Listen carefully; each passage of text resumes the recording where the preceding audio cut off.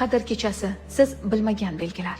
Qadr kechasini belgilari. Qadr kechasini biz oldindan bila olmaymiz. Aynan qaysi kecha bugun qadr kechasi ekanligini biz oldindan bila olmaymiz. Lekin qadr kechasi ekanligini u kecha o'tib ketib bo'lganini ertasi kuniga his qilishimiz mumkin ekan.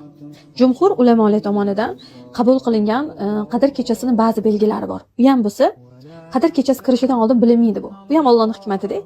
Kelishidan oldin bilinmaydi. O'tib ketishi bilan u kun, u kecha, u tun o'tib ketishi bilan bu bilinar ekan.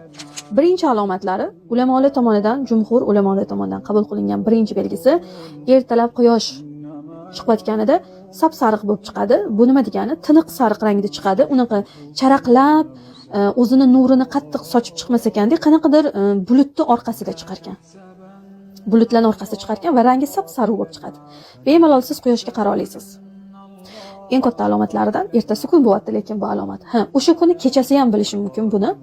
Qatdan bilinadi? Havo juda ham iliq va mo'tadil bo'lar ekan. Qanaqadir na qattiq sovuq, na qattiq issiq, sizni ranjitadigan, yurak siqadigan havo bo'lmaydi. Juda ham iliq va mo'tadil havo bo'ladi. Tinch bo'lar ekan kechasi.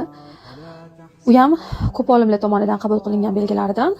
Keyin siz qadr kechasini topishligingiz sizga nasib qilgan bo'lsa agar, sizga qadr qilingan bo'lsa o'sha kechani topishligingiz sizni o'sha kechasi Alloh taolo uyqudan olib qo'yib, o'sha kechasi sizni o'zining ibodatlari yo'liga solib qo'yar ekan. Qalbingizga solib qo'yar ekan, bugun ibodat qilgan, uxlamagan, agar uxlab qolgan bo'lsangiz tur deb nimada turg'izadi va boshqa ish qilib o'tirgan bo'lsangiz o'sha ishingizdan olib sizni ibodatga undirgan.